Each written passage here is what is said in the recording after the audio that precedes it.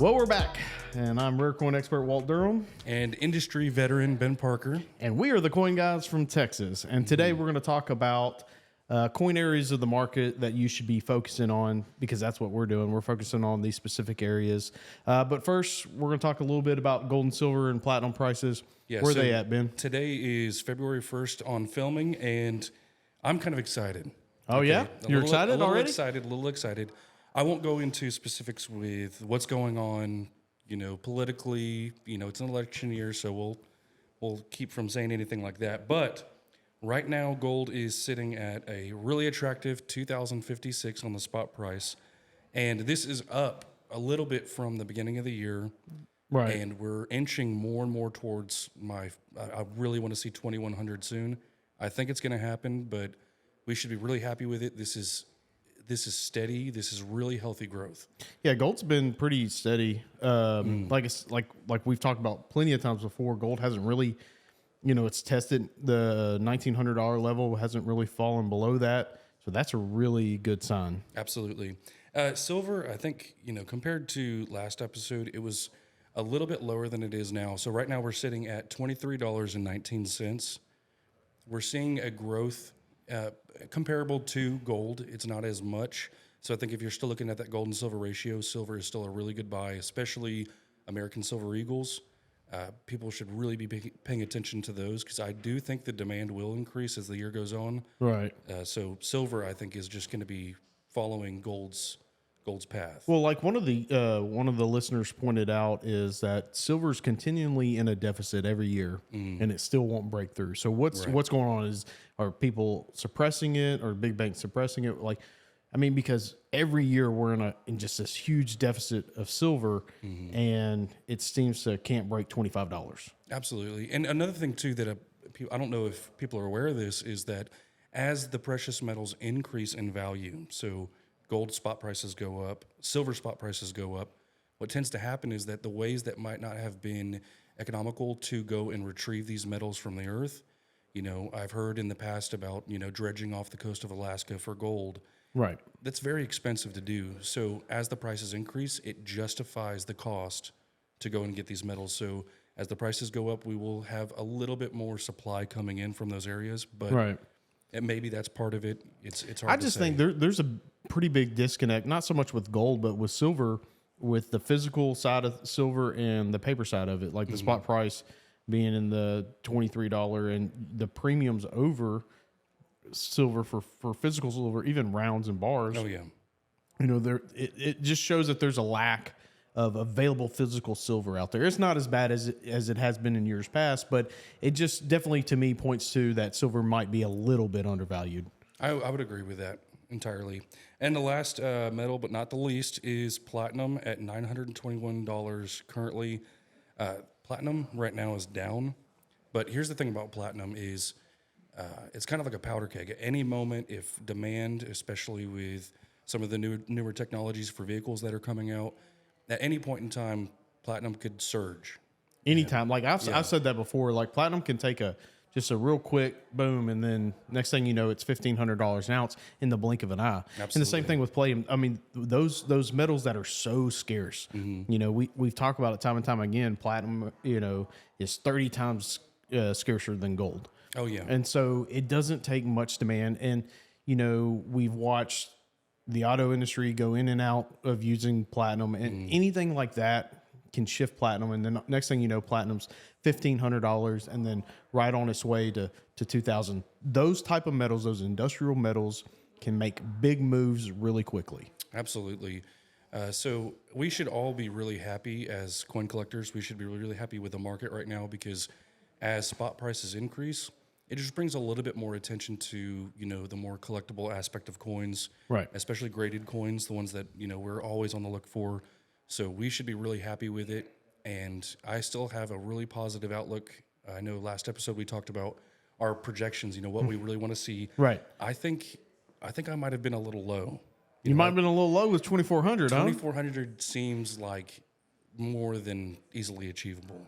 Yeah. One thing that I'll touch on that you said, not so much with gold, but like with platinum, as a coin collector, you really have an opportunity to go out there and steal some value of a pretty scarce some scarce coins out there just because of the spot price and the attention's not on it. Because I promise you, when platinum gets in the news, when it runs to 1250, 1500 or whatever, good luck finding some of those coins. And the only way you're going to get those coins out on the market for the new demand is to increase pricing, right? And that's it's to lure it out of private collectors, right?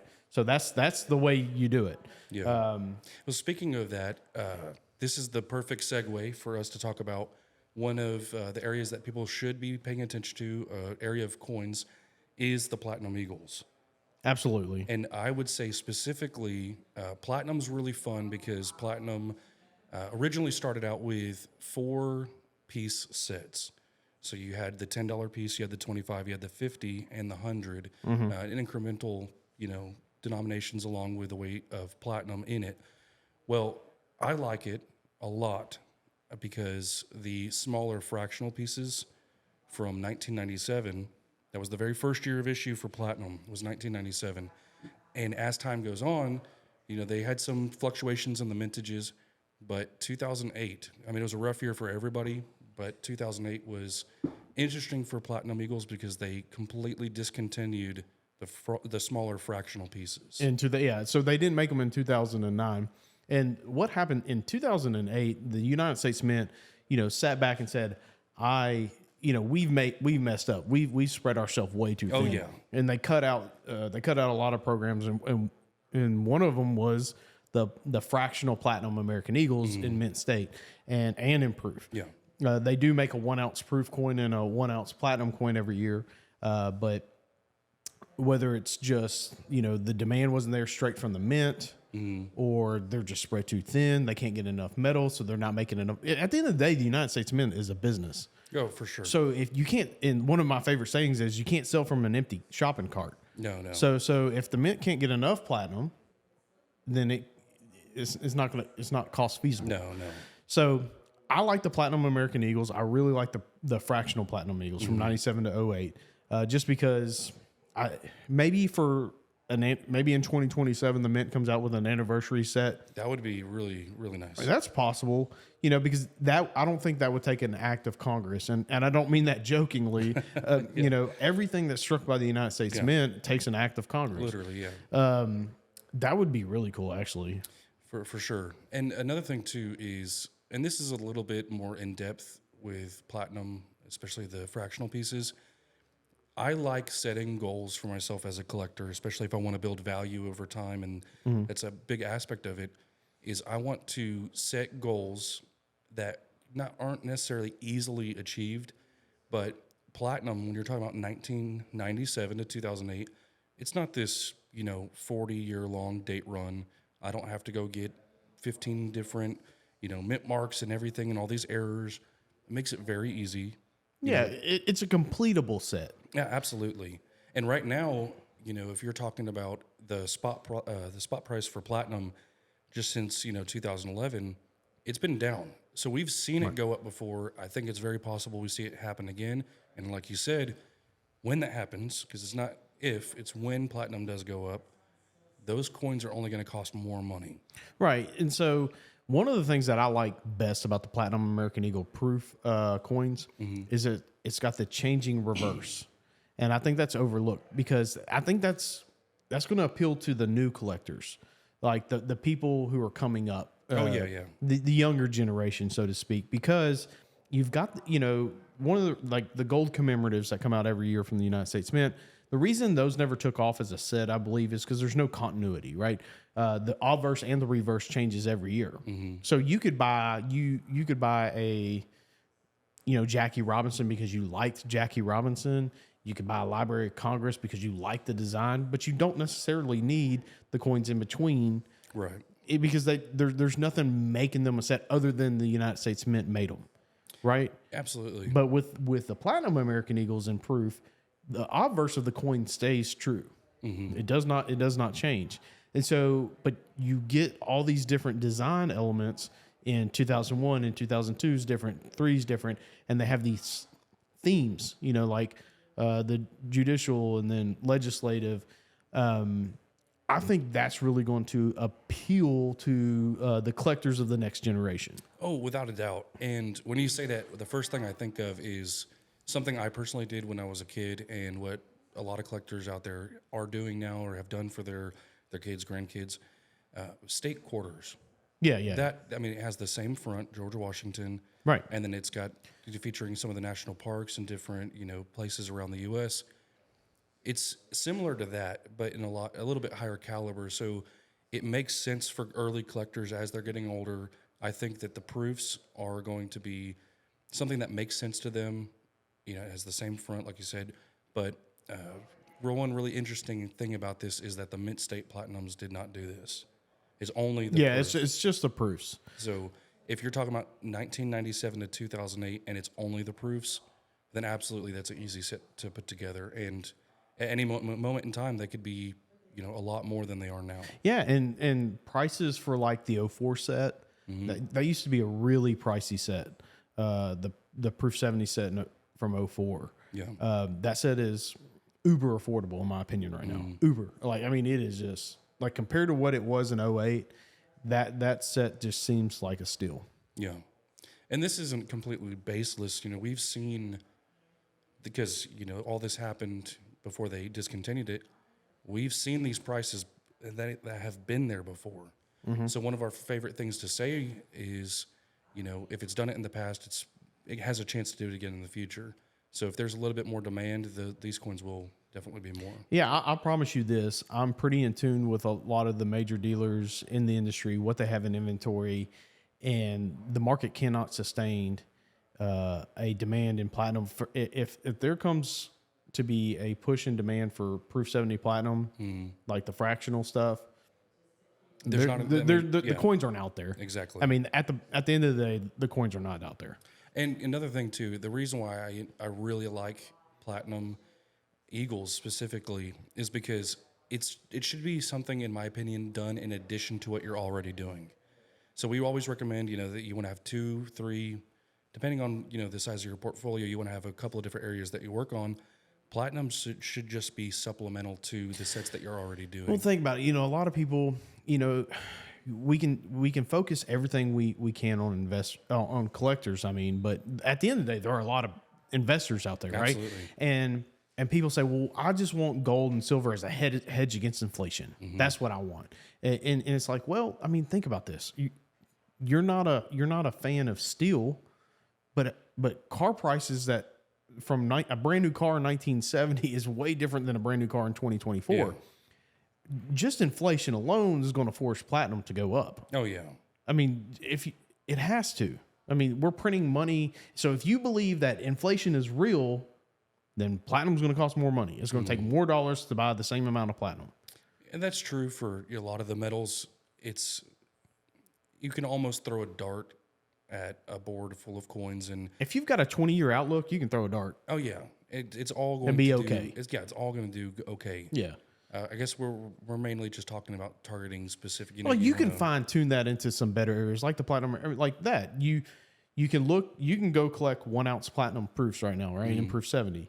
But I think the demand, should platinum go up, the demand from 97 to 2008 is going to be, it's just a much smaller supply, and it's going to go like that. And you could capitalize on that, sell it, or, one of the hardest things, is trying to get people to sell us coins back. Oh yeah. They could pay $500 for a coin. We could offer them $1,000 for the coin. And they're like, nope, I'm going to sit on it. I'm going to sit on it. See how far it goes. See how far it goes. Yeah. Right. So, I think at the end of the day too, it's kind of fun just being right. If you go buy a coin at $250 and then all of a sudden it's trading at $450, awesome. Yeah. I was right. And it's kind of like, it's that ego thing for a lot of collectors. I would say so. Yeah. But, one of the other areas that we talk about a lot, and, speaking of modern coins, is that 6-year date run on the Roman numerals. Now, we have put together Roman numeral Mint State 70 sets, but that's a very difficult set. That's an advanced collector move right there. Yeah, absolutely. It can cost a lot to put together a complete Mint State 70. Right, because set. And for those that don't know, the Mint State 70 sets, the reason they're so hard to put together is because those weren't made for collectors. We didn't start the industry as a whole, or collectors didn't really think about collecting gold American Eagles and silver American Eagles till about 2002, 2003. That's when they took it seriously. Yeah, I mean, the grading services have been around since 86, but Right. like a real push for grading modern coins, you know, 02, 03, 04, somewhere around there. And so you had a lot of these coins that were just, they weren't taken care of. And so in 70, they've become extremely valuable because they're just not known. Another thing, too, is this whole entire program started in 1986. So 1991 was the last year for this classic set, and they all have Roman numeral dating.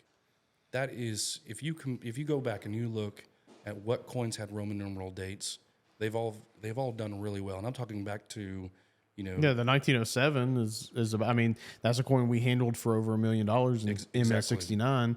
But I mean, the proof 69 of the 1907 ultra high relief is a $3 million coin. yeah. I wonder, you know what's funny? I don't know if the kids of like my kids' age, do they even know how to read Roman numerals? I'm pretty sure they don't. You know, they would look at it and probably question it. I wonder if that's why the U.S. Mint got away from Roman numerals, because some people just don't know how to read them. And then, listen, it is kind of hard to read I mean, because some of the dates are a long number, like 1990 is easy, MMXXC or whatever. But these other dates can get pretty long on the coin, and it's hard. We have a chart back there for the shipping department so that they can see, that they can compare what year is what. So that's probably why they went away with it. But speaking of, like, that's why if you're an advanced collector and you want to take on the challenge of the Mint State 70 Roman numeral set, it's going to be a pricey set because there's some coins in there that are just... There's what I would call them set stoppers. Yeah, they're set stoppers. Most people get to those They're and big they coins. stop and they don't have enough to go through to the But end. yeah, but here's what a lot of collectors do. They'll take, instead of going for the whole Roman numeral set, in Mint State 70, they'll do the 86 set, the very first year of issue, obviously, and that's an affordable set for most people. Even whether you build it individually, or if you build it at one time, I guess you would say. You would save a little bit more money if you go, and there's the hard thing about Roman numerals, is that it's not often that they're all together in one place at one time. Now, you know, that's what we can go do because we'll go piece it together. You will save some money getting, say, the 4-piece set from one specific year, like 1986. It's a little difficult to do at a moment's notice, depending on how the market's moving right now. But there's nothing wrong with building those individually. What most collectors, that's what you do, is you get the $5 piece. The 25 one becomes available. Then you get the 10, then you get the 50, and next thing you know, you have a complete first-year issue set. Right. But I think the more logical approach for a lot of collectors is the proof 70s. Absolutely. I mean, 86, they only made the 1 ouncer. 87, they made the $50 and the $25 piece. And then 88, they went to the 4-piece sets. So I think in total, you're looking at 19 coins. None of them were ridiculously priced. The 1990 $25 piece is going to be the most valuable one, I would say. It's completable, but again, it's one of those areas that not just us as dealers, but a lot of dealers focus on. So again, that demand can go real quick, and there's just not a lot of supply. We talked about it a lot. You know, some of the coins, like 1989 $5 pieces, or pick a year, they have like maybe 2,000 coins in proof 70. That's not a lot of coins when you compare it. How many people collect gold? So if we take in 10,000 new customers a year, right? Because listen, we're always advertising to get new customers. There's so much opportunity for growth in the gold coin industry, just because you don't know, like, so many people out there don't even know what a $50 gold piece is. And so as new people come into the market, a certain percentage of them, let's say you have 10,000 new customers come in to this company alone, what percentage of that goes into Roman numerals because it makes sense to them? Right. 10%, 1%, even that kind of, and that's just one company in Texas. imagine across the United States, a lot of companies like the Roman numerals because of the stories, because it's completable, and the collectors are actually collecting. They don't just have these hodgepodge worth of stuff. Yeah. So that could really drive prices up really quickly. Oh, without a doubt. And that's the thing about the areas that we love so much is that they're not readily available all the time. They're in demand. The supply is low, and if the demand does uptick, you can almost guarantee that the coins are going to be harder to find and cost more. Yeah, one of the things that Shane always gets irritated. We need a more $10 gold eagles and proof 70 Roman numeral dates. I'm like, we're out. Nobody I know has them. I can't find them. Yeah. We used to be able to get them all the time. That was the point. Used to. Yeah. And so you even right now, you're starting to see the scarcity of them. And like you've always said, after post-COVID prices really open your eyes. Oh yeah. When you compare it to pre-COVID prices. And that's something, I think one thing a lot of people think is, man, I should have bought gold 10 years ago. Well, here's the thing, that if you don't have a time machine and you can't go back and buy gold, then the best time to get it is now. Yeah, I would argue that, we're saying, oh man, I compare post-COVID to pre-COVID. I think we're going to have something else like that happen. If one more thing happens in the market, there's going to be another line drawn in the sand. I'm going to say, pre this, post that. But I really like a lot of these areas because even though we are seeing the supply dwindle, they're still available. So what that reminds me of, I have a neighbor in my addition, and he's real finicky about money. He wants to get the best possible price on everything. That's just He's just frugal. Yeah, He's frugal.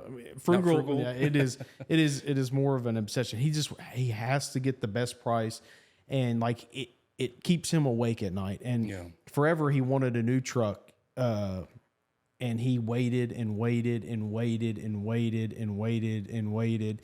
Because I think prices are going to come down, or I think interest rates are going to come down. When was this? I mean, he probably started looking for a truck or talking about a truck in 2020, prior to 2020. And then all of a sudden in 2023, he's like, okay, I have to get a new truck.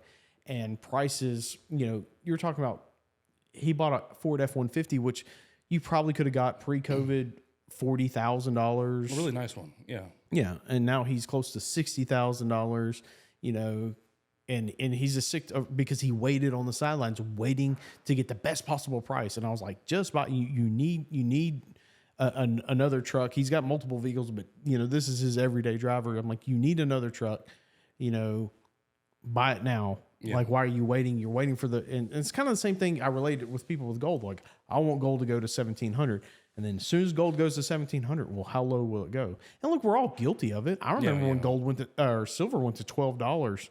And I was like, man, that's cheap. I need to buy some. But I wonder if it'll go to 9. I mean, it's a negative mindset, but you'd be surprised how many people don't want to pull the trigger when stuff is down.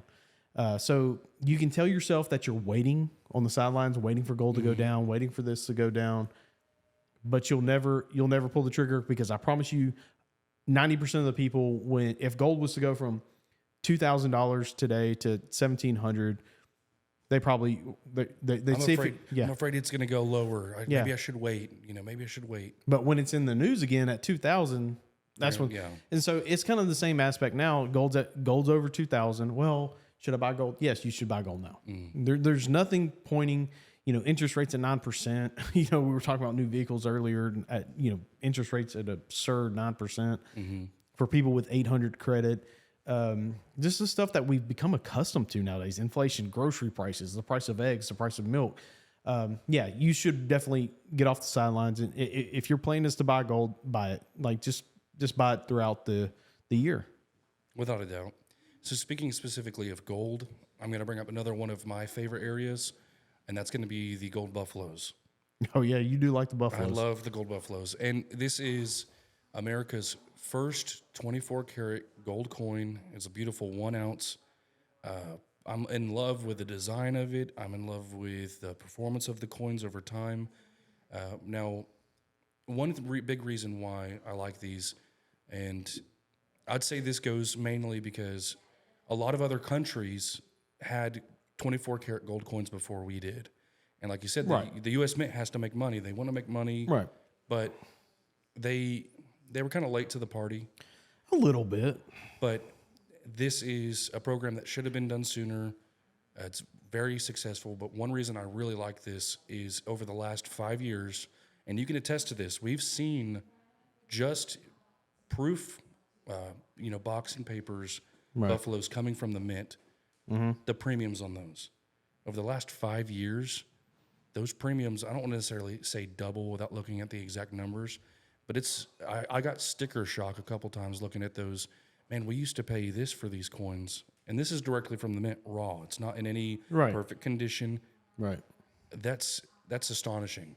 So if you look back at some of the early ones, like anything from 2006, I would say up until 2013, those are some of my more favorite ones because there's a handful of years in there like I want to say the 11 right now has been pretty in demand. 13, they did the reverse proof, arguably one of the most beautiful coins. If you've never seen the 2013 reverse proof buffalo, I mean, see, I remember being at the A&A show in Denver when those coins came out. I believe that's where it was, and the line of people waiting, like the dealers, because there was a limit per household, so there were dealers paying people $500 to go buy it, and basically you go sell it to them for $500 profit immediately.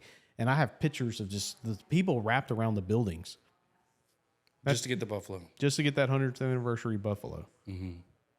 It's a really great coin, and I like some of the history behind it.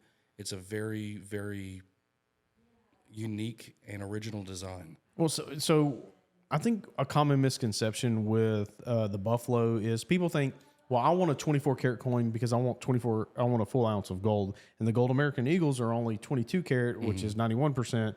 Well, listen, the gold American Eagles have a full ounce of 24 karat gold. Yes. It weighs more than an ounce because of the silver and other things in it, the alloys in it.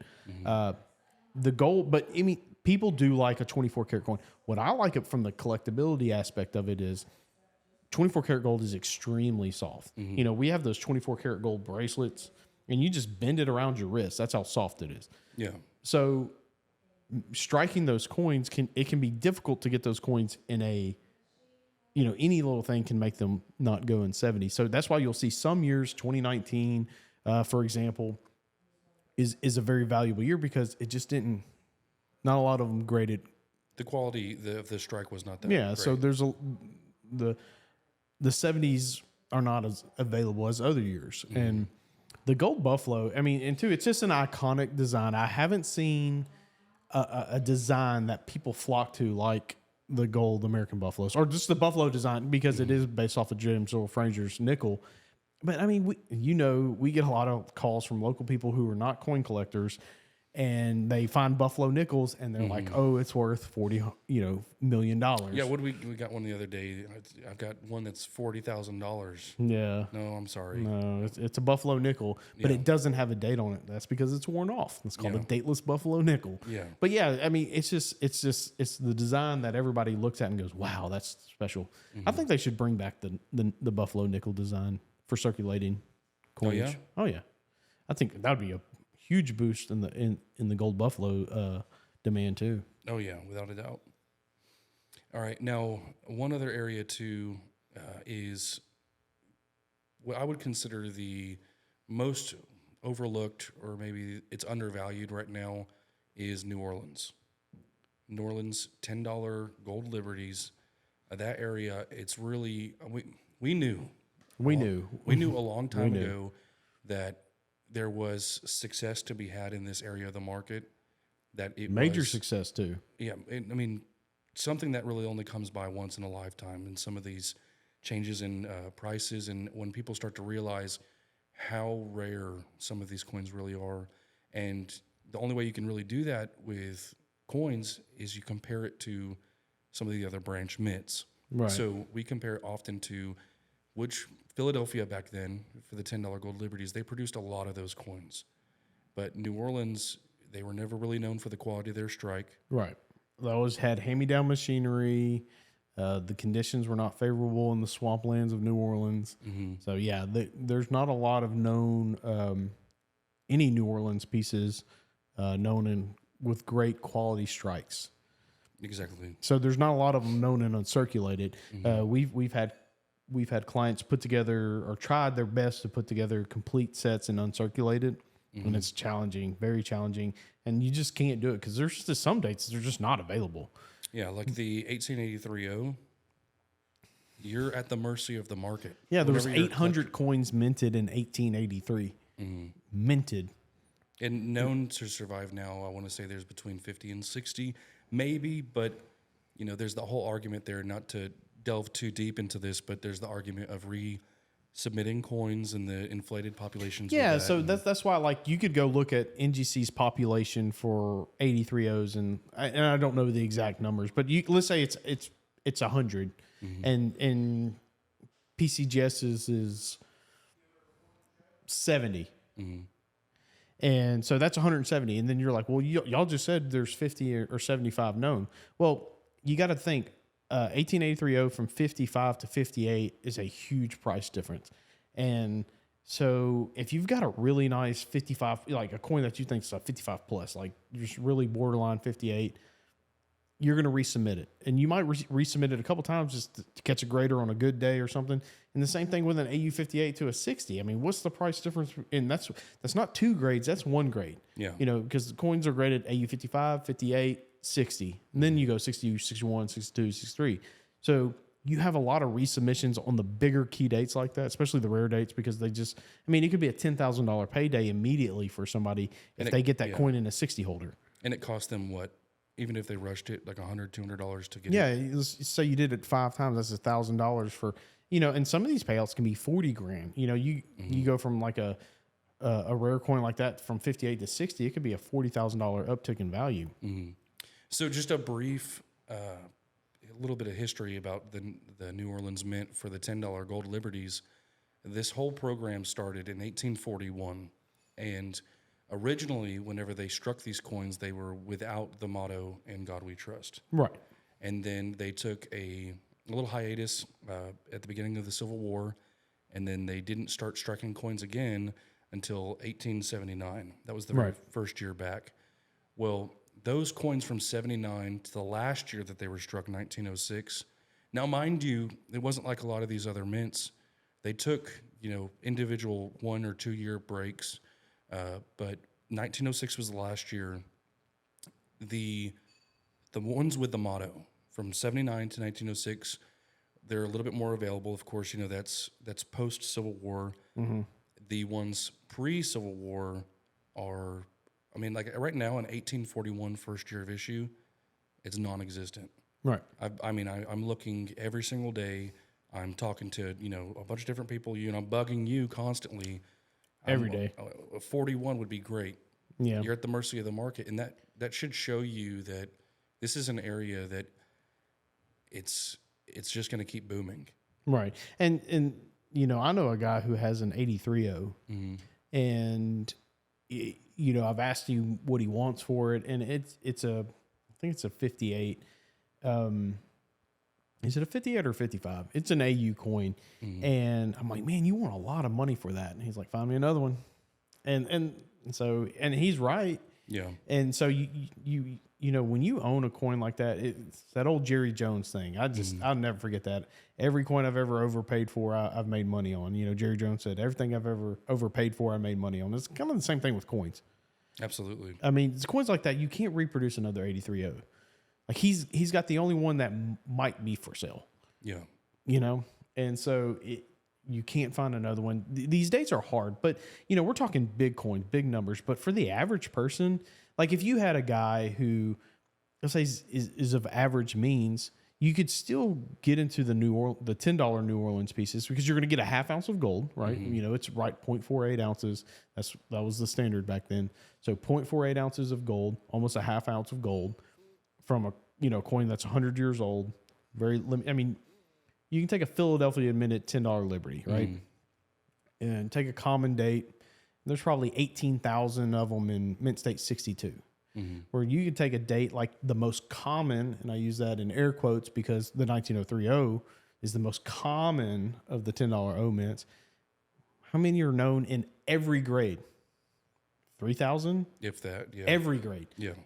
And you take a 1897, $10 piece, or the most common $10 piece, I guarantee you there's 18 to 20,000 of them in 62 grade alone.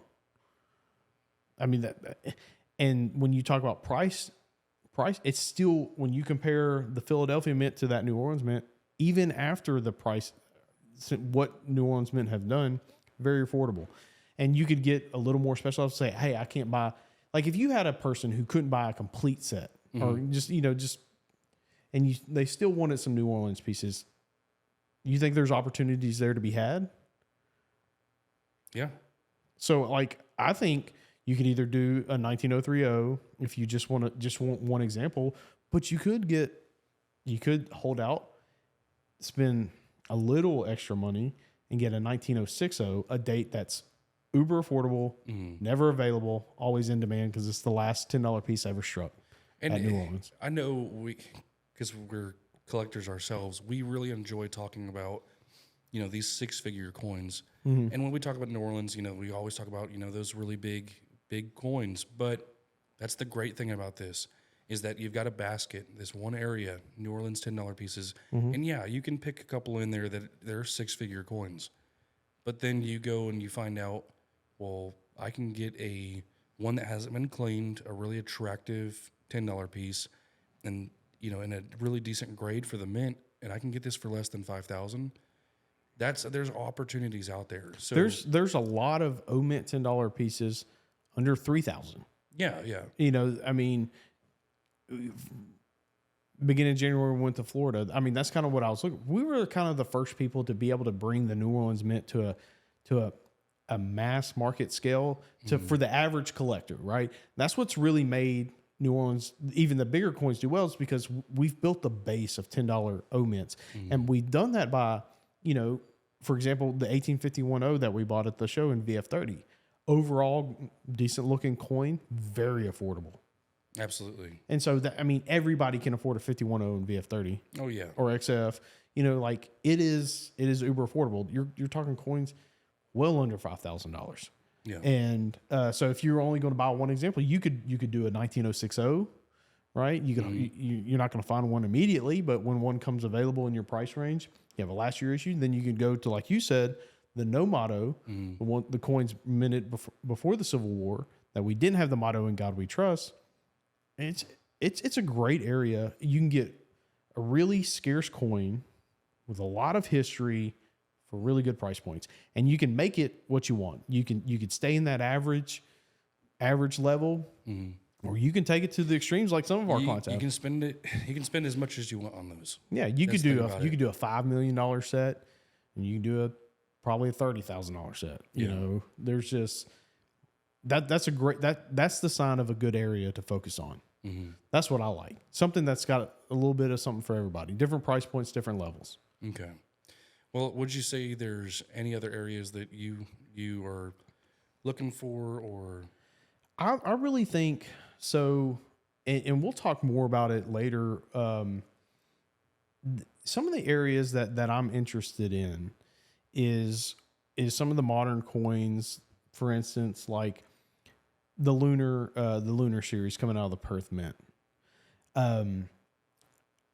It is over the last 5 years that has really taken off. And so you take this year, for example. This year is the year of the dragon on the Chinese zodiac calendar. Well, the Perth Mint makes some beautiful coins. I mean, they're huge, man. And this year's their 125th anniversary, and it's the year of the dragon. Well, what I like about it is the dragon coins, now that I've done my research, in the Far East, those things are so popular. The dragon is like the ultimate year. Yeah. And so good luck. Here in the United States, we're having a hard time getting those coins because the demand is so great in the Far East. And you have limited mintages, like they made the 1 ounce silver coin. They only made 300,000 of them. And I say 300,000. I know some people are looking like 300,000. That's a lot. 300,000 is not a lot when you think that the U.S. Mint's already made 4.8 million silver eagles in 1 month.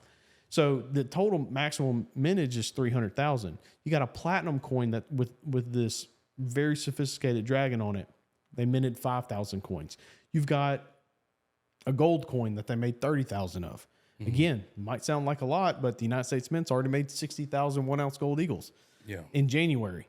So these are relatively low number, and especially when you factor in, and this is worldwide demand. Right. This is, from China to Australia to here and everywhere in between. The Chinese zodiac calendar is a big thing. Oh, yeah. So I'm interested, now that this is the 5th year of the series, I'm interested to see how those go along. And it's intrigued me personally. Yeah. And I like the design of them. Without a doubt. And, like I said, this year, I think we talked about this yesterday, but is this the last year that Queen Elizabeth's going to be on it? Because that's right. That's one thing you did tell me is that I would Queen think, Elizabeth is on the the next reverse. time a dragon comes up will be 12 years from now, and surely they're not going to keep having, I don't know. That might be something that they probably got the approval for That's the why series. she's still on it now. But yeah, it very well could be. For sure, it's the last dragon. It's going to be the last dragon in the series that has her on it. Right. But whether it's the last one or not, I guess only time will tell. We'll have to see what happens with the next years. But yeah, as far as areas, I think, and undervalued, you can buy those sets in 70, which we were talking the other day. We've got a set in there of 1-ounce gold. Mm-hmm. It's got the 1-ounce gold, the 1-ounce platinum, and the 1-ounce silver in perfect 70 first releases. I think the platinum has a population in 70 of 22. Yeah, that's shockingly low. The gold coin's 48, and I think silver's less than 900, which is, and I'm not a special label, just graded. Just graded in 70 first release. So I really like that. I'm personally buying some because I'm curious to where those things will go. I think again, they could double in value, and I'm probably not going to sell them. It's just going to be like, hey, I was right. Yeah. It's one of those things. Yeah, no kidding. And that's the great thing about it is we don't know, because the series it's relatively young for series, but as time goes on, if it takes off and it does well, this, especially based off of those mintages that you told me, what was it, 5,000 for the 5,000 for the platinum. For the platinum, that's shockingly low. So, what would it hurt you to pay a little bit more than spot price to get some of these and hang on to them? Even if you're wrong, gold, like I said, over the long term, and a beautiful set. When you look at them, I like to have something different every now and then, and that's a beautiful set. So, do you know your Chinese zodiac? I do not. Okay, I think I looked at mine. Mine's a rooster. So how do you figure that out? So I'm not an expert on it, but obviously, depending on, it's 12. There's 12 different ones, I believe. So, depending on the year that you were born, you're any time under that year. So it'll have you're the year of rooster or the year of the mouse, or so just depending on the year you're born, they change it. So every year. So today this is dragon, and then 12 years before now was dragon. 12 years before then was dragon. So 2012, 2000, that's all dragon. So I'm not a dragon. No, Man. You have to look it up. Yeah, I'm gonna have to look it up. Yeah. And then I'm gonna be buying the coins with my zodiac. Well, on that's it. the great thing about it is that they're going to see success from it, because anything that's part of the lunar series, those 12 years, that they can give it as a gift. Well, that I made that's what I was telling a lot of people at the beginning of the year. The 10th-ounce gold American Eagles were on allocation. You couldn't get them.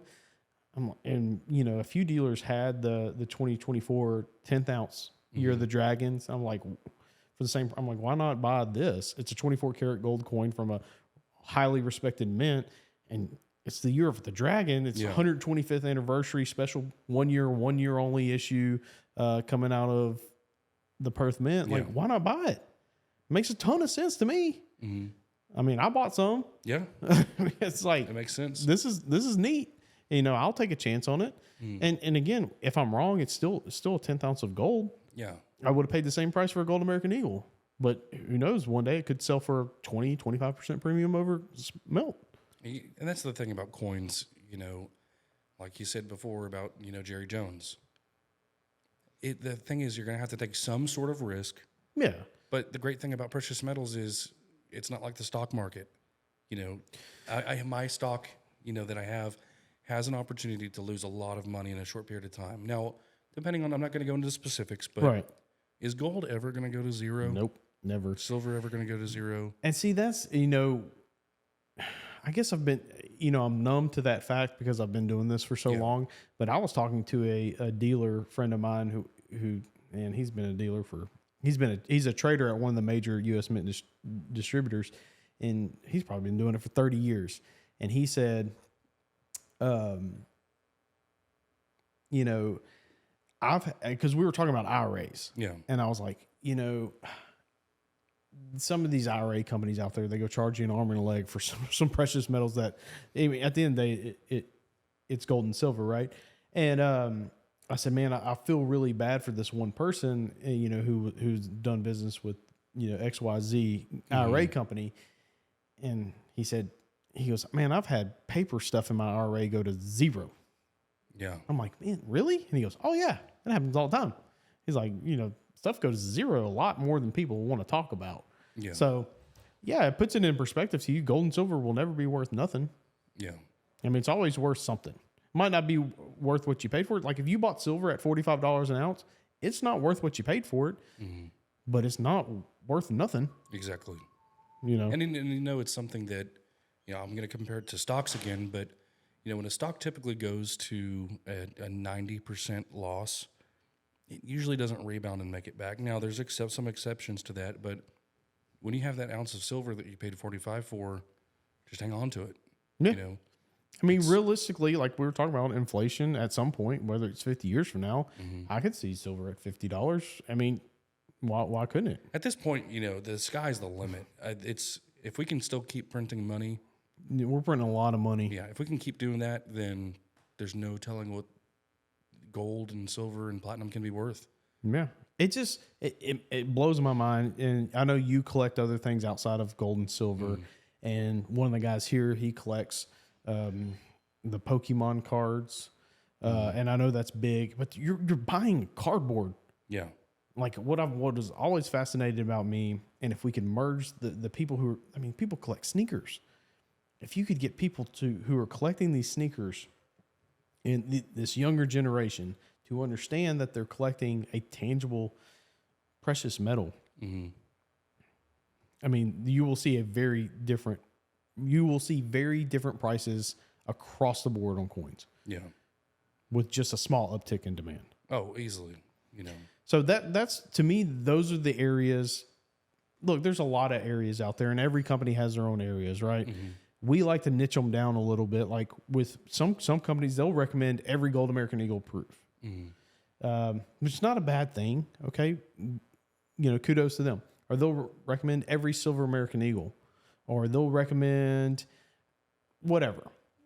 So you can do your research. We found success in the niches, right? The Roman numerals, 19, making it easy for the average person, but also having something more sophisticated because the bottom pushes the top. And so having something for the more sophisticated collector, like the $10 O mints, and you can transition easily from Roman numeral proof 70s to mint state 70s. If you are a collector of that kind of means, and you're just focusing your money into a 19 coin area instead of 120 coins. Yeah. So, some people do the Silver Eagles in 70, which is great. There are a lot of silvers, Silver Eagle, most widely collected coin on the planet. Listen, I'm here to tell you right now, there's a lot of value to be had in the early or the 1990s dated mint state 70 Silver Eagles. I think you're about to see a huge run up in prices on those. Yeah. The demand, I think we're starting to see the price guides move. I think you're seeing a demand. I think the demand for everything coming out of the United States Mint, it's all pushing people. A certain percentage of them are turning into collectors, right? And those earlier dated stuff is not available. We've already seen 86 Silver Eagle prices in 70 do extremely well. I say well, I mean they're just up. I think there's some value to be had for the average collector. They're super affordable. 1995, 1998 Silver Eagles in 70. Those are some affordable years that I think are too cheap. Absolutely. And I want to say one thing too. The great thing about coins is that, based off of the grade scale, it's 1 through 70. 70 is absolutely flawless. If you have a 69 grade, it will probably, well, not probably, it's never going to be worth more than a 70. Depending on an error, whatever it may be, but a 69 is not going to be worth more than a 70. But a 70 can be worth whatever it wants. Whatever the market demands. So if you are, just because we recommend these areas, because we've seen success with these areas, doesn't mean that you have to also. But if you see another area, the one thing I do have to recommend is, if you can, especially in modern, get a perfect coin. Right. Because the sky's absolutely the limit. There's no ceiling to it. If it's in demand, and if somebody wants to pay for it, they're going to pay whatever it takes to get that coin. Yeah, I mean, we've already seen 70 grade silver eagles sell for as much as $90,000 in auction. Yeah, 1 ounce of silver. 1 ounce of silver.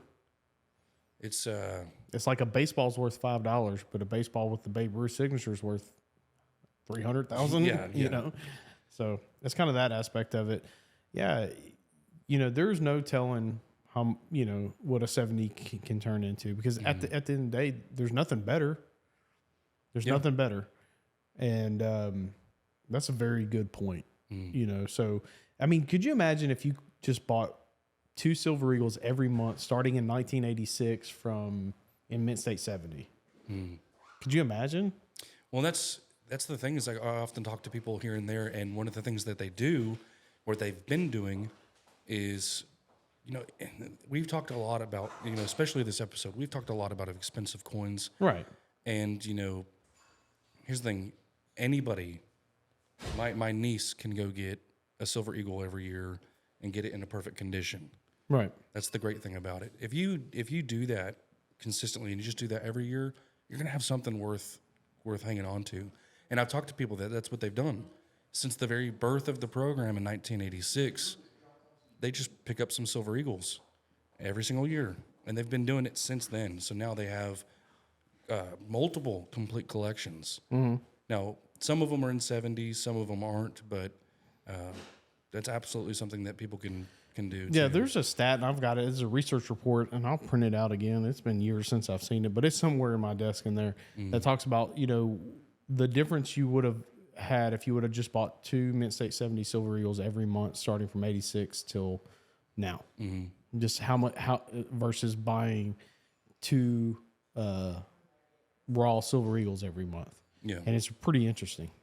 We'll have to look into that, but there's an argument to be made for perfect coins in any area of the market, as long as it's American made. But like I said, these are the areas that we recommend just because we've seen major success with them.